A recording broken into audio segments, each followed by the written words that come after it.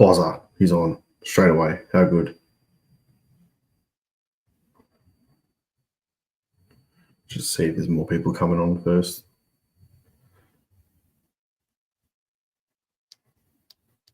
Just see if there's more people coming on first. All right, so we're working. We're on. Again, there's a few channels happening on tonight, so I'm not sure if we're going to get a lot of people on. But if you're in, make sure you say hi. Eli, what's happening, mate? I am going to post the link in the chat. So we'll get some people on soon. T, we're good, mate. So we're going to do a bit of fan cams and stuff tonight, but we will start straight away. So hello, everybody. Welcome to another episode of the Black and White United Show live here on my YouTube channel. So thank you so much for joining tonight. It's a bit of a free-for-all tonight. I haven't really got too much planned, just a few topics to talk about. And yeah, we'll just get some people on, have a bit of a chat and see what they think about things that are happening at the moment. So first of all, welcome to tonight's episode. We're going to talk about the Dogs game.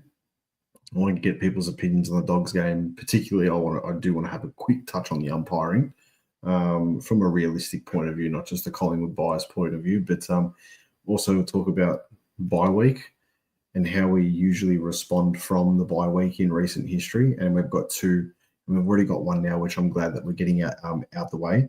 Also, the hoodies are live; they're ready to go. So I'll post the link. I'll post a link later. But first of all, before we get people on and stuff like that, if you want to jump on, click the link now, and we can have a chat. And not just Collingwood supporters, if you're another supporter out there that's watching as well, feel free to jump on and we could talk about your team because, you know, love footy. I'm looking at you, Eli, so feel free to click the link. Anyway, the Western Bulldogs game. Now, I reckon from the first few minutes of that game, particularly when that holding the ball went against Darcy Moore, I think it set the tone for the game of how bad the umpiring was going to be. My personal opinion on this stuff here is if the umpires are making calls that are consistently shit, at least it's consistent and it sets the tone for the game because you can put up with it no matter what. Yeah. If the umpiring is too inconsistent, where they're paying it more for one side than the other, or they're paying these decisions and the same thing happens 2 seconds later, even if it's like for the same team, that's when the game gets ruined because it's like a false sense of security for the fans. It's a false insecurity for the players, for the coaching staff, for everybody, commentators, and everything just gets thrown into whack. The interpretations of the umpires from a rule, 95% of the time, are going to be 100% accurate and legit with whatever happens. But the first quarter, the second quarter, that first half was so anti-Collingwood, it wasn't funny. Now, granted, the free kick count was heavily for us, 100%. It was heavily for us towards the end, and I was sitting with the boys and we were watching, and even in like the second half when some of the decisions went our way, let's be real, we were looking at each other thinking, what the fuck? Like, what's going on here? Like, this is ridiculous, yeah? Like, even some of the decisions that were given to us were a bit like, okay. But then there was decisions that were given to them, and we're like, well, what's going on here? Like, we did get the fair share towards the end. But if you look, and there was a video posted on Instagram earlier on the week, and I shared it the other day on my Instagram, and it went through all of Collingwood's like 33 free kicks. Every single one of those free kicks that got paid to us, they were there. They were legit. There was about, I reckon, at least another 15 during the second half alone that should have got paid to us. The amount of times that the holding the ball decision did not go our way, right, was just, it was mind-boggling. Now, I said this in my video during the week, but if you guys remember, and most of us here are Collingwood supporters, if not also remember, round 2 last year, we played against St Kilda at the MCG, and it was our third loss in a row. The free kick count was like 30-16. It was pretty much a mirror image of this Western Bulldogs Footscray Collingwood game, right? They didn't go our way, but no one in the football community in this country batted an eyelid about the free kicks that were given against us because we're Collingwood. Now, other supporters can say, "No, come on, man, blah, blah, blah." But as soon as it happens to our favour, a la freaking last Friday night, all of a sudden the football world is in absolute uproar. It's such bullshit. But the umpiring did wreck the game. But also what wrecked the game, and this is something that I really wanted to talk about, guys, also feel free, the link's in the chat too, so if you want to jump on, have a bit of a chat and stuff like that, we can too.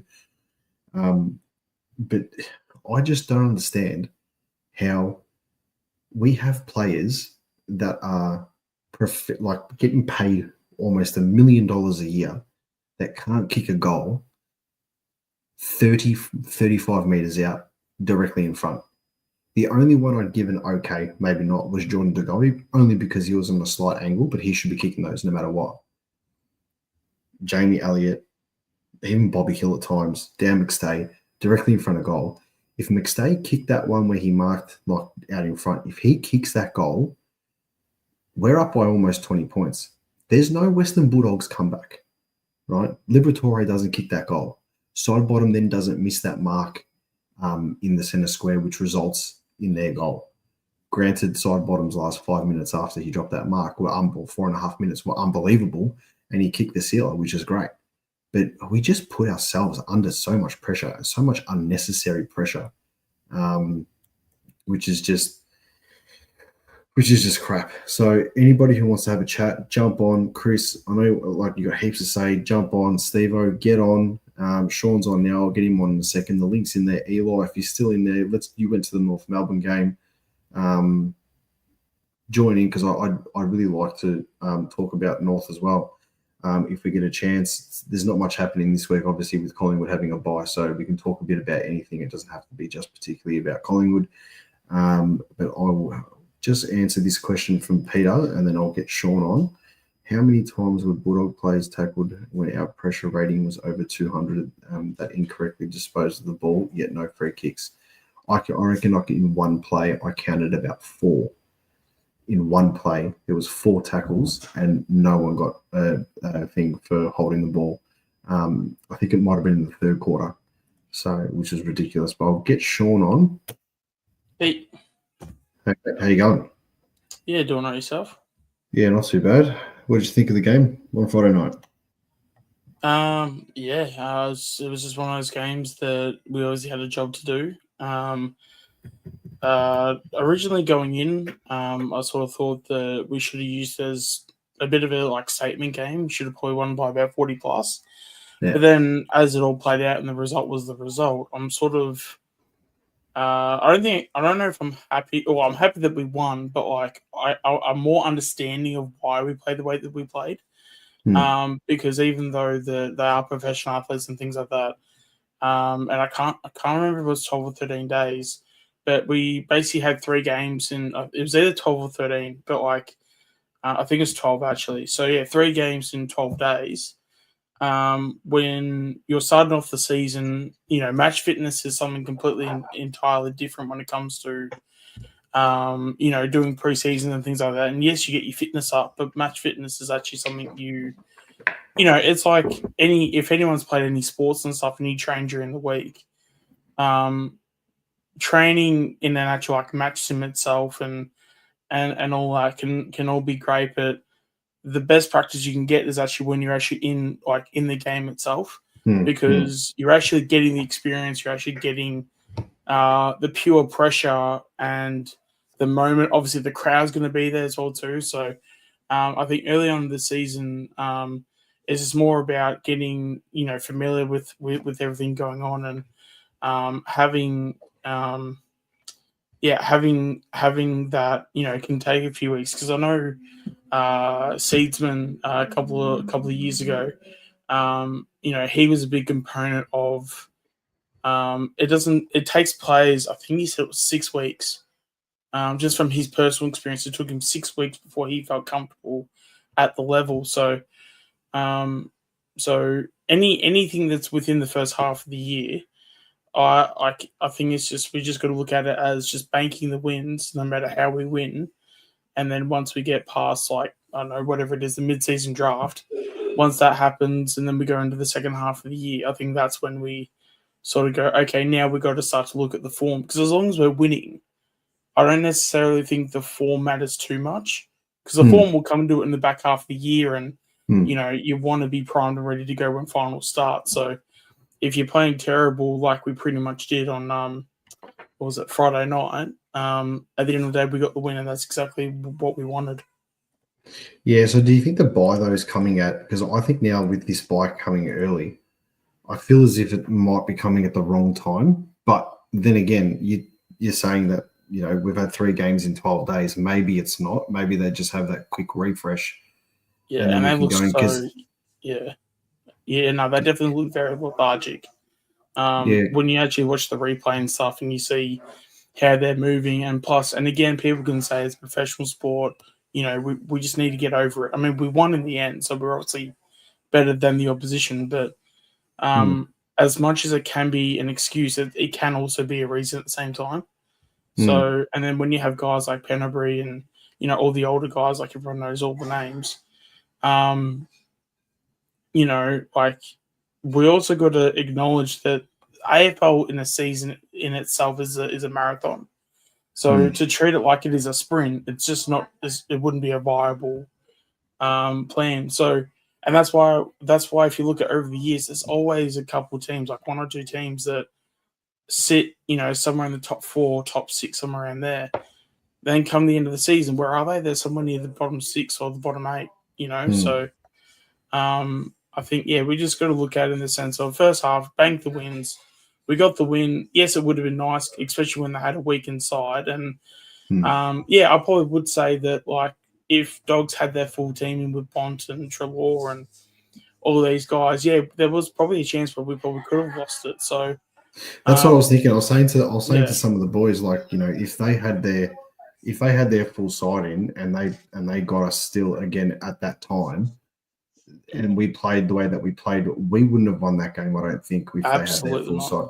Yeah. Like you can paint the argument also for, like, if they were coming in for their first game, they may have been a bit underdone. They're going to be rusty. The intensity might have got them. And, I can accept that as well. But you look at the quality of players they had out. I just think that we got them at a very lucky time. And then we were, in a way, lucky to get the 4 points. But if you had played that game last year in the same scenario, we would have lost that game by 30, 40 points, even with those players out. You know what I mean? So absolutely, I'm glad that we actually got the win. I was going to ask you, what do you think of Mason Cox's role on the weekend? Do you think there's a permanent spot there for him, or is he just going to be a filler if there's an injury? Obviously he came. He obviously came in for my check, but you don't see like a spot for him moving forward. Absolutely not. Obviously, if he comes in and stuff, and I feel like because was it 23, which was obviously the premiership year, he ended up playing some of his best footy when he was that, that type of player where he didn't know when he didn't know when his next game was going to be. Yeah, like when he went to the VFL and he was like, oh, I'm going to go to the VFL and I'm going to get 50 hit outs. I think that was at one point. And like he was setting goals for himself and he was, trying to set standards and things like that. That's when he was building like a bit of form and stuff. So when it got to the games, like during the week and stuff, for like the weekend, he would actually play like somewhat decent footy because he was sort of, getting his warm-ups in at the VFL, and then when needed, he sort of came in, and you could also tell that it was sort of a, like, I've got to perform, otherwise my career's done, type of energy as well. I think he's done that twice now. He's done that twice now where he's like been fighting for a contract, and those years that he was fighting for the contract, he was actually like, extremely valuable to us. I thought on the weekend he was pretty serviceable. Obviously, he was one of the players that missed that, like those goals late in the forward 50 that really could have put him away. I think he was very unlucky after he got hit not to be awarded the 50-meter penalty. Usually, if you take a mark and you get punched across the face or there's any late hits, you get the 50. So, I mean, that's another umpiring decision that should have gone our way that didn't. That results in a direct goal, whether he takes the kick or not. He puts someone on the goal line. They kick that goal, and then all of a sudden, I think it would have been like 2-3 goals up at that stage. So there's a whole different bunch of variables and stuff like that. What do you think? What do you think on?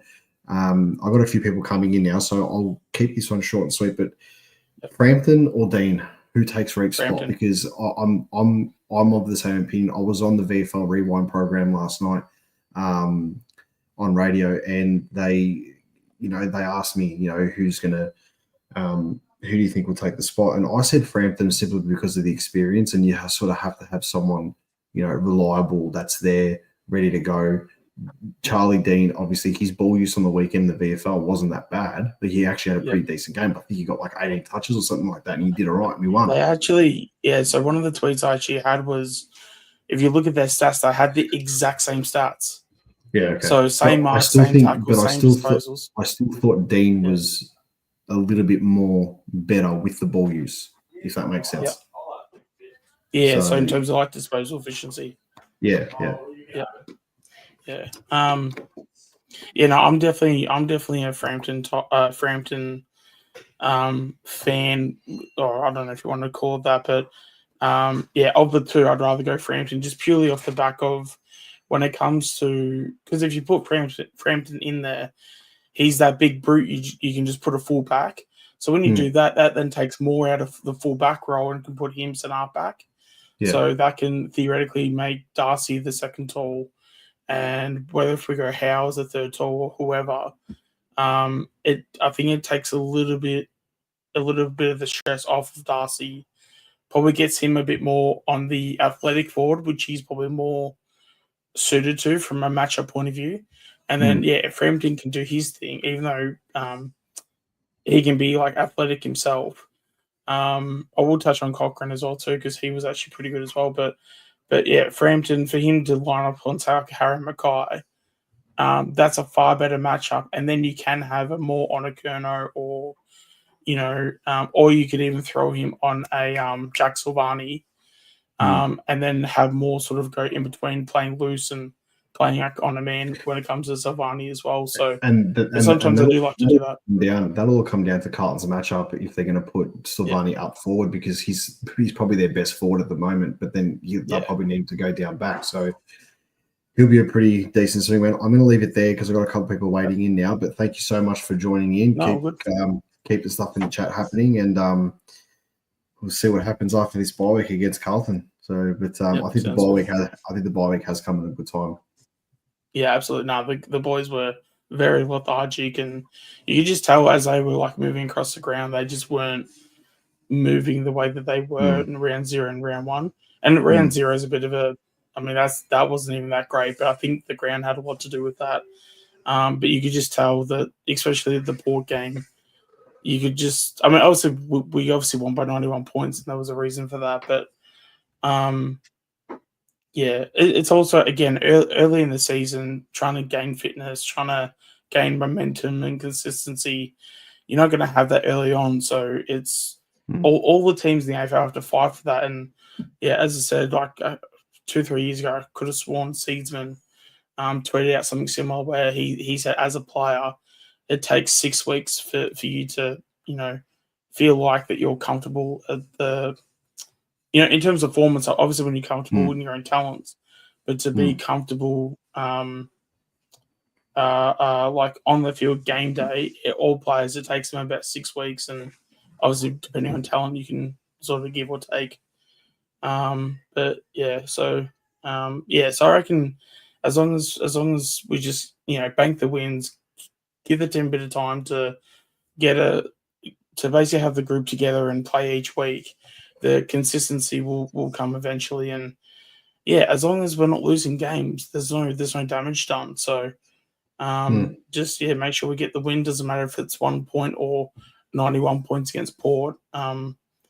It's the wins that are the most important. So if we're doing that, don't need to do much more, and then we can focus on the actual form after, say, the mid-season draft.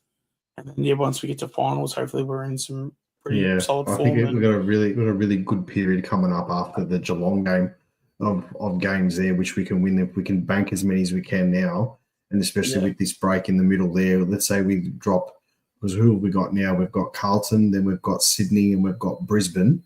And then I think after that we've got Essendon, and then and then it's Geelong. So let's say I'm sure there's a patch. I'm sure there'll be a patch for a month where we'll play, say, 4 teams in the bottom 6 for a month. So and that's where you can get your mixed days kick 4 goals, and your Tim Membries to kick 4 or 5 as well. So if you can get your percentages in those games as well, that can obviously set up the season pretty well.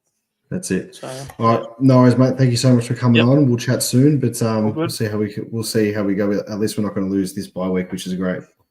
Yeah, it's always positive. Thanks, bro. Cheers, man. That's out. All right, I've got Eli who's here now. I'll get him on in a second. I'll just I can see you in the background there, man. I'll just quickly just touch on a couple of these comments quickly. Peter said, watching the VFL on Saturday, Cochrane was very good and looked the best of the draftees. He looked like a very good intercept defender prospect.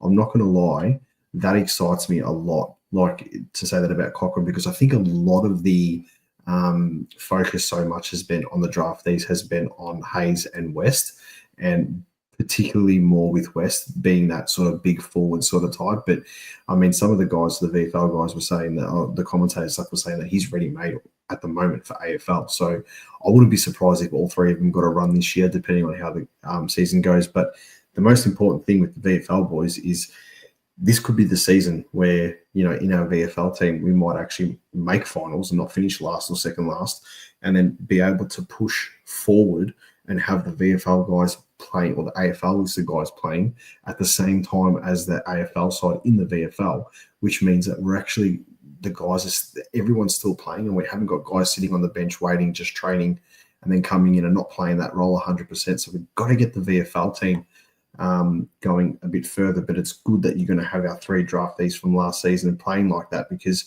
you're going to throw Thomas McGuire in there next year. Whoever else we pick up, we might even get another big player coming in. So it's going to be good. All very positive signs. Peter also said Membry usually plays well against the Blues. Well, I hope so.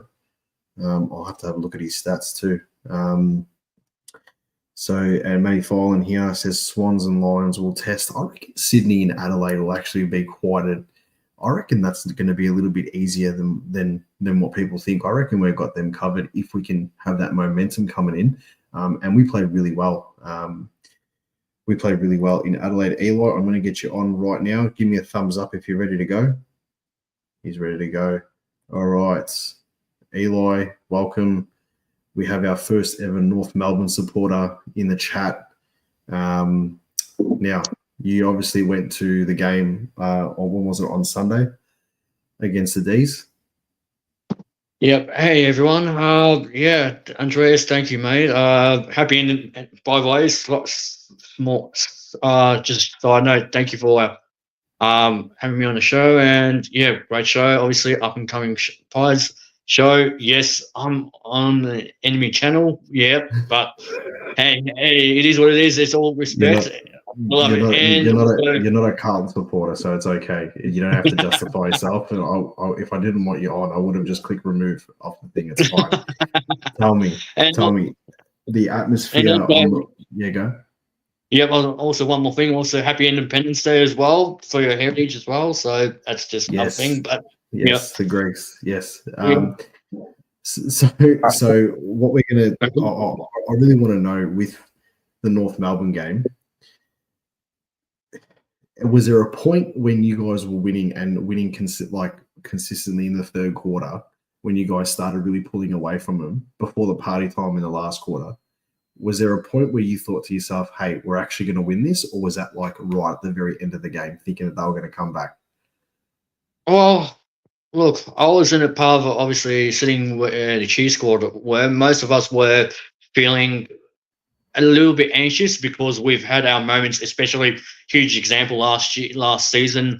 Obviously, the Pies game where we were so much in front, and then that experience of the Pies literally just rolled it over the line, just to, considering circumstances and whatnot. But we were thinking it was back in our minds. We were thinking it was our moment. We felt it was for the boys to step up, especially our defense, which is a huge glaring weakness still. It's still always going to be worked on, but as the season goes on, but we felt as if it's going to be our day, and the boys did step up, and I felt it was well deserved considering how much time it's taken for us to get a win, but especially against a good, respectable opposition like Melbourne was. But yeah, we felt so it was time. So I think what you guys have got the Bulldogs next week. Is that correct, or this week? No, we got Adelaide. Adelaide. It's our big tough game. It's like a do or die for us for consistency's sake. But yeah, we're away to Adelaide, so we have to measure up away and see how good we can be away, especially for our forwards and midfield. You'd probably want to play them now while they're in good form and get it out the way, so you don't have to do it later on. Because if they're carrying this form later in the season, then God knows what's going to happen later. But I think it's probably a good test for you guys. And if you guys were able to get the win over there, I mean that's pretty decent. You'd be able to really set up the first part of your season. When do you guys have your first bye? Do you know? No, I haven't actually had to look at that yet, to be honest, mate. But I'll definitely look at it the next couple of weeks. But I know we still have, obviously, our game, obviously a first difficult game away from Adelaide. So I'll definitely look at pictures a bit more closely as the weeks goes on and who we got next. But yeah, obviously, I think all of us are just focusing on Adelaide at the moment, to be honest, my friend. Where do you think North will finish on the ladder this season? Because realistically, I had them, I think, like the top part of the bottom four, but based on the way that they're playing and the way that other clubs are playing, I don't think that I think they're probably a little bit better than that. Whereabouts do you think they'll finish this season? I'm probably going to be a bit biased, a bit nuts, but I see us getting, at least with how we're going and what our trajectory is going, I'm expecting at least for past month, I expect at least 10 to 12 wins and finishing in 12 at the very least, if not higher. If we get towards 9, fantastic. It's a past month, but I expect at least 12. And if you hadn't said to any North Melbourne supporters that that you're going to finish 12th this season, I think you'd take it. And then it's not so much about what happens this year; it's about the next 2 years for them. I see North Melbourne on a very similar trajectory to Hawthorn, not because Clarkson's the coach, but just the way that they're slowly developing and stuff like that. So that's pretty good. We're going to move on, Eli, but thank you so much for joining. And before you go, just a yes or no question, just a yes or no answer. Do you think North Melbourne are going to pinch Braden Maynard off Collingwood? I was expecting you to ask me that. The money is there. Every club needs, this is going back to our footballing days to go, but every club needs a guy that needs that ruthlessness in their team and that tough, never say die attitude. Maynard, considering our weaknesses at the back, which is always a huge weakness, and we've got such a young squad, we could use a guy like him. A lot of supporters don't because they think otherwise, because they think obviously Maynard's that too much of arrogance in him and don't appreciate a shin-bone spirit. But for me personally, we need that do or die mentality from him, that winning all costs. But yes, I would say I'll bring him on board, but not for the length that it's been ruined. That's why I don't agree with. Okay, fair enough. So you reckon the money's worth it, but not the length, or not the length, not for the age is on. I'd say 4 years plus 1, like an extra year if it was offered. Eli, thank you for joining. I appreciate it. Thanks a lot, mate. Chat soon, all right? Thanks, man. Catch ya. So on that too, what's everyone's thoughts about the whole Maynard situation? Because that was one of the topics I wanted to talk about tonight. So North have apparently offered a 6-year deal worth between 5 to 6 million for the length of the contract. So that's basically 900 to $1 million a year. If someone can just tell me in the chat if this is Maynard's last year of his contract. So he would be now an unrestricted free agent because he's been at Collingwood for so long, I'm pretty sure. If anyone wants to correct me, please do. But if he was an unrestricted free agent and you've got a $6 million offer on the table in writing in front of you and they've told you management, is that an offer that you can't refuse? I mean, if he was to turn around and say no, obviously Collingwood will have to come to the party and say, all right, listen, they're going to offer you this amount of money. We obviously don't have that for you, but here's a 4-year deal to finish off your career at Collingwood, and then whatever happens after that, bonus or whatever. But here's a 4-year deal at $800,000 a year, and you get to be a pie for life. I mean, surely you'd be like, I stay at this club. They've done everything for me. I know it might be $200,000 a year less, but I mean, can we just do something quickly? If I was to say that I earn $800,000 a year, and AFL players get monthly pay, so before tax, they're earning about $66,000 a month. I'm pretty sure you'd take that to be at the greatest club in the land. So I don't know. That's just my opinion, but it's a lot of money. I mean, that's a ridiculous amount of money that he's been offered. Glenn, jump on Glenn too, man. Click the link, jump on. He's 28, not giving him 6 years. If he gets a good offer, if he gets an offer, good on him. Wish him well. We will take the draft pick combo. Well, that's another thing too. What would be the compensation pick? I mean, if Josh Battle, if went to Hawthorn and St Kilda got, was it pick 8 in the draft for Josh Battle, then you've got to be Maynard will be if Josh Battle was worth pick 8 in the draft as a compo pick, and Ben Mackay was worth pick 3 to North Melbourne, then Maynard should be worth pick 1, 2 at least. And I know that sounds stupid, but if you think about the impact that Maynard's had, yeah. So what did he say? Looking for my camera, haven't had one hooked up in ages, bro. You can jump on your phone, go on YouTube, click the button and click the link on your phone. Your phone thing will come up too. Yeah, technology, it's fucking amazing these days. North aren't offering $1 million a year. No, they said between $5 and $6 million for the length of the 6-year deal. So it's a bit $900 to $1 million a year. Sean said, I appreciate Kelly's efforts to play poker with the other clubs. Very smart. I think he was putting on a bit of a poker face too with that. Maybe Maynard said he's staying, but can you please give me, more in that sense as well. And I think a lot of it will also come to play with potentially what LDU does as well, because they're going to have to fork out a fair bit of money too if he stays. But we all know clubs like North Melbourne and clubs like St Kilda have a chest of money that they're just ready to throw out at everybody. I mean, you look at what TDK may get if he goes to St Kilda, which I think he's probably more likely to leave and go to St Kilda than what Maynard is to things. So Rick said GWS got pick 12 for us getting Perryman, with Anaro getting up to $1 million a year would have to be a top 10 pick. You'd think. Pies will give him 4 years at $800K. I mean, 4-year contract at $800. That's what I said before. A 4-year contract at $800,000 is a pretty big deal to stay at a big club like Collingwood. So yeah, we've got here also. Don't forget salary cap increases again this year, which is that's a real important thing to remember as well. So clubs are going to have that leeway.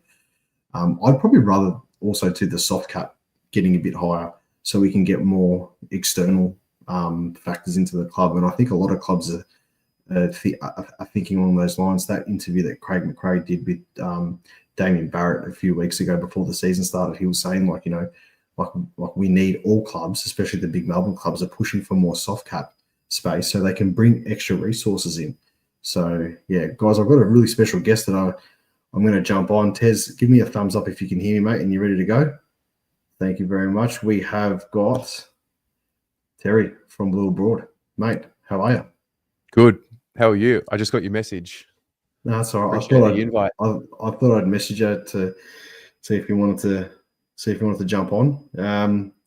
Hasn't been the start of the season that you guys had obviously hoped for or thought that you could see coming. And everyone's watched your channel. It's everyone's seen the reaction and stuff like that from the Carlton supporters and just the football public. But is there something that's going to click soon for you guys? Is there something that's going to where it's all just going to click and you guys are going to like take off? Mate, something's supposed to have clicked in the last 30 years of my life. So yeah, maybe. Yeah. I don't know. Interesting conversation. I was listening just to you then talking about the soft cap. I got a feeling that the Blues are going to have to spend a lot more than what they have in the football department, irrespective of what happens for the rest of 2025. But yeah, it's not good when you haven't won a game and everyone else seemingly has.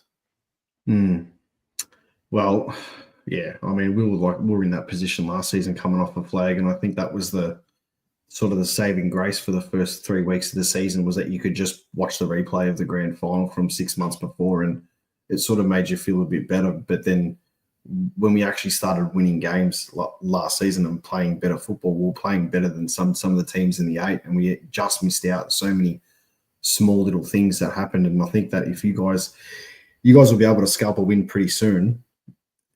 I just think the whole like we all know 1 week's a long week in football, right? And you look at us from the first game, like against GWS to Port Adelaide, and the turnaround.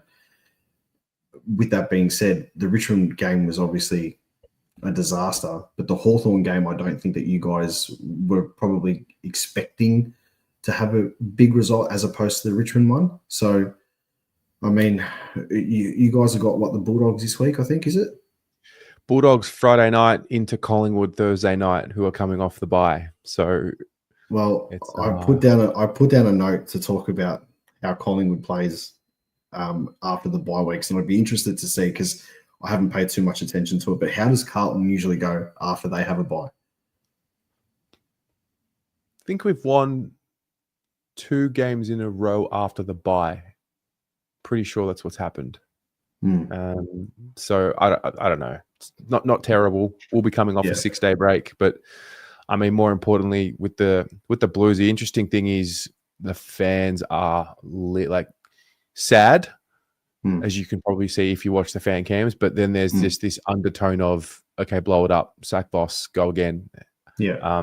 So we need to get a win on Friday, because that noise will just get louder and louder. Do you think that? So I obviously watch all the games and stuff like that, and I can see the way teams play. I feel as if Hawthorn got you guys on the spread a lot, like, and also on the quick transition from their backline. They had like manic handballs. Richmond, I felt like it was a bit more even. It was a bit more of a slog. Both teams were labouring so much to get goals, and Richmond sort of broke away right at the end. But against Hawthorn, I felt like you guys were really it was just labour intensive to get a goal. And 100%. Hawthorn would just like hand pass, quick out of defence. It was like Richmond of 2017, just manic pressure out of defence, and it was just messy play into the forward line, and they would score, and it would look easy, but obviously like it wasn't. Yeah. Do you feel like you guys are playing too much man-on-man football? Because I feel like watching it, it's so everything's just contested, but other teams are just able to spread a little bit easier against you in the first couple of weeks. Yeah, I mean, we play a zone. We look for the defensive side handball out of stoppage first. The interesting thing with Carlton at the moment is George Hewitt, who is supposed to be the defensively minded midfielder, has been the most attacking midfielder. Chera and Walsh have become these defensive midfielders, and we're just not getting them in attacking positions. They're just not playing to their strength at the moment. Everyone is focusing on defending the lead as opposed to playing on instinct. And I think there's been a bit of an overcorrection. Combine that with, Harry didn't play last week. Charlie has not had a preseason at all, really. He's had 3 surgeries. So he can make those grubby kicks look better than what they are just because he's got that talent. But when he's not fit and he's not match fit, then that's not happening. So it looks worse. So we've got breakdowns happening in the forward line. We've got guys that are playing in the forward line that have never played there before in their careers in the AFL. So a lot of it's a little bit makeshift. I don't really know what's real at the moment. I thought the intensity was good against the Hawks, but we're just not polished. So we'll see. Yeah. What do you think they play a style that is going to be able to, like, you're going to be able to continue it through the whole season, or is there something that needs to change, like that you can see now that's like you have to flick the switch now before you could potentially be 0-4 leading into gather round? I don't know. Yeah, I don't know. I mean, I think it's honest football, basic, fundamental, honest football. Hit the contest hard, and I think if you bring the intensity that they showed last week, you probably win more than you lose. Yeah. Until you play against the sides that can carve you up with precision. So I think it's honest, hard football. I think it's finals type football, but the reality is you got to like be clever enough to be efficient and get there. And then once the finals comes around, it does close up and become a lot more of a contested game. So I don't know. I just hope that we can get on a roll sooner rather than later before the noise becomes too loud and the pressure caves in on the players and the administration. Were you happy with Voss's presser the other day? I mean, the pre-game presser I didn't think was that bad. Obviously, he acknowledged what happened obviously against Richmond, but then he said in the post-game press conference that you guys were finishing off games well. And I was a bit taken back by that, as a lot of people were. But from a Carlton fan point of view, I mean, as a Collingwood supporter, we're looking at it laughing, saying there's no way known that your team's finishing off the game well. I don't even think Collingwood finished off the game well, and we beat an undermanned Bulldogs. We should have put them away by 30 points with the goals that we missed. What was your reaction when you heard Voss sort of say like that along those lines? Would have loved the journo to follow up with, well, you kicked 2 goals 8, so how'd you run it out well? Yeah. So, I mean, unless he's saying they did run out the game well physically and they were just didn't capitalize on their opportunities, which is maybe what he was saying. But, yeah, there's frustration with press conferences at the moment. I mean, I'm sure you guys are similar. You're looking at every word because as a fan, the only window you get into the club is game day and then press conferences. So you almost feel like you're being spoken to in the press conferences, whereas a lot of the coaches just cover up a lot of things and just bat them away. That's why I think there should be some sort of, I know this is like wishful thinking because like we're doing this on YouTube and stuff, and especially from your part, like being so successful at it, but you just think sometimes, geez, you just love to have an actual fan like in that presser and like just asking a blatant, honest question, whether it puts them on the spot or not. Like I would have loved for, a fan to be in there for, round 0 and say to Craig McRae, did you guys come in too cocky? Did you guys come in thinking, GWS were undermanned? Did you think you were just going to run away with it towards the end? Were you expecting wet weather footy and then you got 35-degree hot weather on a hard ground? I just wish that there was some sort of fan engagement there where they could just, or like people could ask questions and it would just go straight to the coach. And it would be a rebuttal question. It could be anything, but it will just put them on the spot and it will force them to tell the truth to the fans. With that being said, though, you don't want to give away, the ace up your sleeve, or you don't want to give away anything that's going on between the 4 walls. But did you hear the comment that Goodwin made about Max Gawn? Oh, about the personal life stuff that he had going on? Yeah. bizarre to me anyway. Yeah. I thought that was a bit bizarre. I thought to myself when I heard that, I'm like, and then I heard Gawn's response saying that he would have appreciated it to be spoken about or nothing to be said, but he understands, the position of care the coach is coming from. I just feel like there's so many excuses happening from coaches and stuff like that, and they just need to give the fans the honest answer. Does that, like, do you feel that, especially when your team's got your backs against the wall, like you guys would be now? And it will happen to us at some point this season where we'll probably lose 2 or 3 in a row, and then we'll be like, not calling from McRae's head, but like screaming for answers, like what's going on, I just wish they'd be a bit more transparent in that sense. Yeah, I think we as fans will never get the full transparency that we actually want, and that's just the nature of the beast. But just to circle back on, having fan representatives ask the question, I mean, I think it's going to take a while because Australia is very slow to adapt, and footy as well, and the industry. But I don't see why eventually that can't happen, where you have fan channels represented at press conferences to ask one of the 13 questions that get asked at a press conference.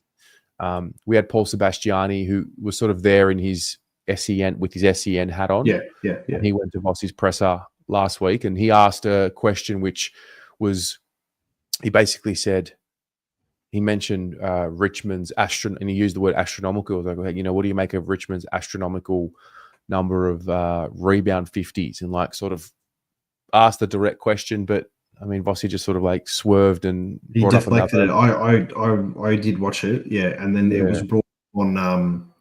It was brought up on. I think the Jumper Punch brought it up afterwards about it as well. So, Terry, what do you think the next few weeks hold for Carlton? What do you want, and what do you think is going to happen? I want to go 2-0 in the next 2 games. My fear is 0-4 or 0-3 going into Collingwood. That's the fear, because I just think Collingwood at the moment have Carlton mentally as a team. They just do. Like, we can pretend like they don't, but they do.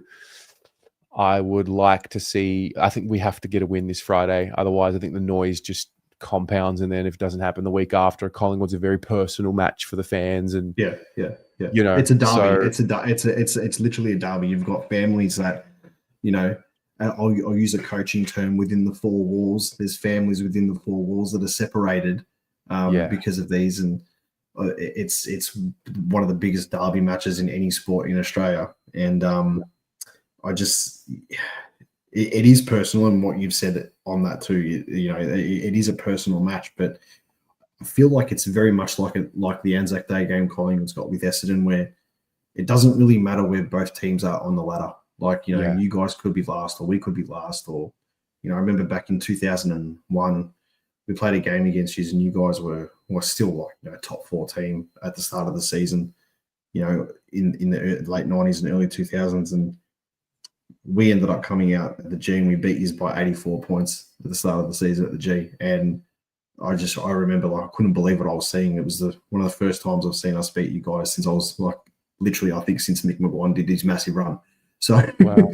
It was one of those ones there. But look, I think that you guys will probably, personal opinion, watching the Dogs play on the weekend live, they're very, very quick and very, they've got a lot of numbers around the contested play. I thought Libba was almost unstoppable at times, and we've got one of the best midfielders in the comp, and I felt like they kept up with Nick Dacos, and he still got 39 disposals. I felt like they were keeping up with him more than what we were keeping up with Libba. He was just a man on heat. But Darcy's probably the biggest one. I think you probably have to have Wiedering on him. I don't really know if you guys have got another really strong, tall defender that's going to stick on him. Yeah. Not really. Yeah, honestly. If it's not Wiedering, then you're talking Lewis Young, but I don't even know if he's going to play. Yeah, it has to be Wiedering. But Darcy's got the attributes to beat Wiedering because he's got the length with the arms, and he marks the ball at the highest point. Like, no one stops that. Yeah.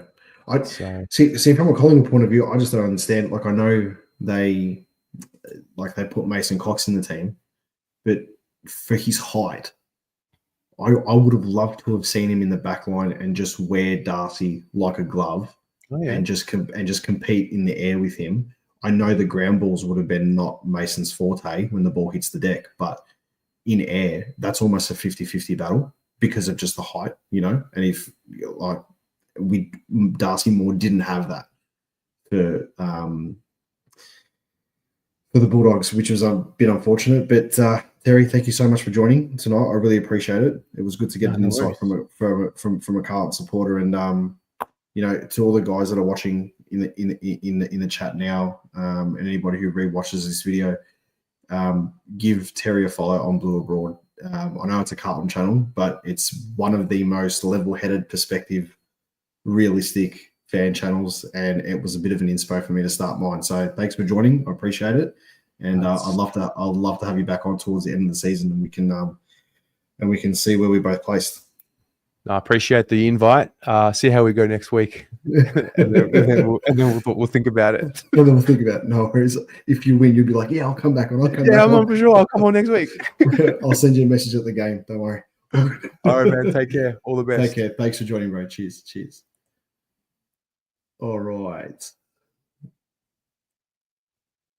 Glenn here, say have a good night. Tez, Blue Board is a great. It is, guys. And look, to be honest, I also jump on another Carlton channel on Wednesday nights for a bit of a cameo appearance called The Jumper Punch.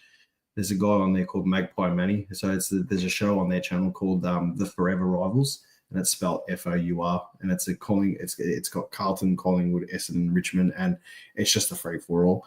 Manny gets absolutely destroyed there by the guys. They're all obviously close friends, but I come in waving the flag for the Pies, and they stop and listen, which is actually nice. So it's on The Jumper Punch. It's usually about 7:30 on a Wednesday night. So if you're on YouTube tomorrow, jump on. I'll make an appearance on that too, and just give the Blue Boys a bit of tongue in cheek. But make sure you guys follow Blue Board and Terry's channel, because it's a good insight from an opposition point of view, and see how they track and stuff like that too. So if you're a footy lover, get on all the content creators sites, because you know, it's just good to see other perspectives, not just ours alone, and like for your knowledge of the game and seeing what they can all produce and what they talk about. You actually go into the games against that opposition team knowing a lot more about them. Like, you think you know heaps about them, but it's just a good perspective. We'll get Kev on. Kev, I'll get you on for a couple of minutes before we finish up tonight, because I've got a few things. Can you give me a thumbs up? You can hear me? Good to go? Yeah, I can hear. Sorry, I had my phone calling me. No, all good. Quickly, the Bulldogs game. What were your thoughts, especially towards that last quarter when the pressure was on? We should have won by a lot more, to be honest. Like 100%, we should have won by a lot more. The one thing that I'm a bit worried of is that will people complain about the free kick count had we won by a big margin? They're doing it now. They're doing it now, even though we only won by a goal. They're complaining about the free kick margin if we won by a goal. If we had won by the 4 or 5 goals that we should have kicked in the last quarter, knowing that you kick a goal and then obviously the ball goes back into the centre square, so it's a different situation, different setup of play or whatever it is. But if we still got those opportunities and we put them away, they still would have said something about the free kick count, which is a bit unfortunate. But at the same time, if it was against us, we'd be saying the same thing, like realistically. No, and it's funny that, when we win, it's always, the umpires helped you out. The umpires gifted you. They even wanted you to win. But when we lose, they're ready to laugh at us and say, suck shit, don't complain about the umpiring.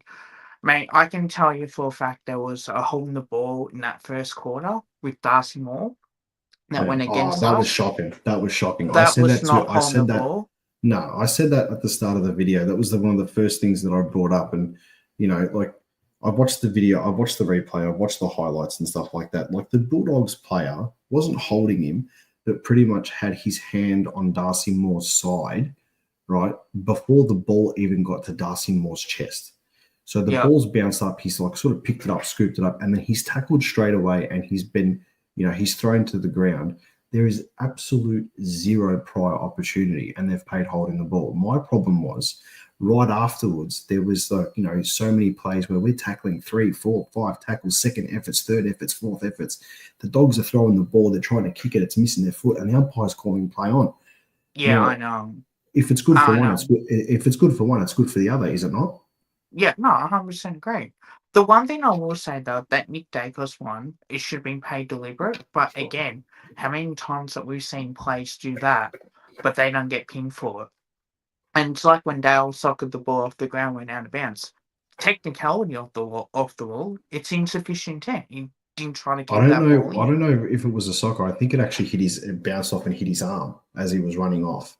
That's what that's what I saw. I don't know. He may have hit his foot, but for me, it looked like it sort of bounced and hit his like arm or whatever, and went over, and it was completely accidental. Now he could have. If that was the case, then it shouldn't be paid. But there Yeah. were a few that I've seen that like the short kick that went to Sam Darcy, that wasn't 15. They paid the mark and they kicked the go out of it. And no one wants to willing to say that. No one's willing to say, oh, the umpire's favourite Collingwood. It's like, have you seen the first few incidents where we didn't get many hold the ball free kicks? The only reason why we were is because our tackling push was elite. And I even mentioned in my review, it's like it gets so annoying. And I don't know if you've seen this or not, but the comments about Mason Cox is viral and disgusting. I mentioned it in my review. I posted it in my review too with the whole I posted in my review about the comments and stuff like that, and like I didn't want to talk about it tonight, but I will just say like I'm very politically incorrect. Yeah, like I'll call a spade. I'll state the obvious and whatever. Yeah, but my problem with that whole stuff with the Mason Cox comments that are happening is if the club's got the balls to come out and call stuff for other issues, right? When you're getting attacked like that on social media and it's one of your own players that are doing it, especially when he hasn't done anything. It's not like he punched someone across the face or whatever it is, and he's getting in trouble for it or whatever. And then you can sort of see that like the anger comments come out and you sort of say, whatever, like get over it. But he was the one that got hit, yeah. And then he's copying all the all the heat. So I just think the club should then come out and say, hey, listen, we're supporting our player. That was what I put in my review of the game. That was what I put in my rant. Because I've seen it on Facebook, and I've had to go a few of these people. I tell them to pull their heads in. Yeah, like, don't engage in that type of stuff, like because you're only just encouraging things. Because to me, like the way that I am, like if someone says that to any of my family members, I'm immediately stepping in, and I don't like seeing that stuff at all. I would like, if that was happening to me and someone was saying that to me, I would want someone to say, hey, cut out, leave him alone. He's done nothing wrong. Don't you dare say that sort of thing. You'd want your workplace to come out and say something, 100%. So, but yeah, look, Kev, I've got to leave it there because I'm going to finish up soon. So, but thank you so much for joining, man. I really appreciate it. Again, yeah, we should have won by a lot more, to be honest, but can't wait for Carlton. I will be there on Thursday night, so no matter what happens I think we need the buy in between the Carlton game just to refresh and get ready for it. But thanks so much for joining, I 100% agree. I think we do need that, but I just can't wait for Carlton on next Thursday night whenever we play them, and hopefully that's a win, and then that can kickstart our season a lot better. And then there might be a few games where we'll lose, because I think we'll lose to Freo in Perth, and I think Geelong is definitely 50-50 one. Yeah. But I do think that we'll beat Freo at the G. I think there'll be some games that people might say, oh, how do we lose to Geelong, or how did we lose to Freo the way they're playing? It's like, well, Fremantle are a different team at home than they are away. Yeah, so I secretly think that North Melbourne is one of those teams this year. But yeah, Kev, thank you so much for joining. Appreciate it, mate. Cheers. Cheers. Glenn, I've seen your comment. I'm not going to post it, but I agree with it. How did Lob get off for punching Cox in the face? He should have got 3 weeks. That's bullshit. Well, Michael Christian actually came out today or yesterday, whenever it happened, and said that. Sorry, I just got a message from James. He came out and said that if Lob had caused the concussion to Mason Cox, then he would have had the same opinion of the result, and there wouldn't have been a fine or suspension or nothing. So I just, can you imagine if Lobb got off and then Cripps got fucking with the sling tackle, got like 2 weeks and it stuffed the record up? If Lobb was suspended, then Cripps would have, but there you go, been suspended as well. That is the end of his game streak. There you go. We're thinking on the same lines, Michael Gary. After the type of bruising game it was last Friday, we needed a week off. I think that's, and like, to be honest, I didn't even think of it like in that sense. And Sean mentioned it before, which he was spot on. Like, you've got 3 games within 12 days. The boys probably need to, you know, have just a mental refresher, just to relax now. Like, they've gone pretty hard at preseason, bang, loss, good win, hard fought win, have a break, and then you're going to enter one of the biggest games of the season against Carlton. So the next 5 weeks are massive for us. We've got, as I said, we've got obviously Carlton, then we've got Carlton, Sydney, Brisbane, what is it, Essendon, and then Geelong, I think. So, I mean, if we can get realistically, I'll even say 3 of the 5. If we can get 3 wins out of those 5 games, after the Geelong game, we've pretty much played every team that made the finals last year, and then we've got a chance to really. I mean, and saying that too, Adelaide is like looking stupidly good at the moment. North Melbourne's playing with form. You know, and Essendon on Anzac Day itself as well is a total different kettle of fish. Essendon, I can just picture Essendon coming up against us and not winning a game for the season on Anzac Day, playing like world beaters like they always try and do. You know, so guys, I'm going to leave it there. I'm going to post a couple of videos this week, and we can sort of review. I'll post a more in-depth one about Maynard and my full in-depth thoughts about that. And then obviously with the bye week, you know, there's not a lot happening. So if you've got any suggestions on what videos you want or any topics that you want to talk about, please let me know. This one here, we spoke about it earlier on. Billy Frampton comes straight into the side. No ifs, no buts. Just put him in, put him down at fullback, put Darcy Moore at centre half back. And then against Carlton, you play Billy Frampton potentially on Charlie Curnow because he can do a job on him, especially if Charlie's a bit underdone. And then Darcy Moore, I think, should be able to line up really well against Harry Mackay. That's if they play. So, I mean, one was Cook last week, didn't play. The other one looked like a sack of potatoes. So that was probably one of the worst game that I've seen Charlie Curnow play. And the second worst game was the game where he played against Billy Frampton, and Frampton kept him goalless for the first time in 66 games. So there's a lot happening there. Cox for Reef. Now, I got shut down on Pies Footy for this, and, you know, that's fine, whatever. I do think Mason Cox has value in our side as a relief ruckman and forward. I would have loved to have seen him go down back against Sam Darcy just to see, you know, if he can beat him in the aerial. But I think if Mihocek comes in, I'm sort of leaning now off having too many tools in the team. But remember, when Mason Cox and Darcy Cameron are in the team together, we barely lose. Before I head off, the hoodies are available.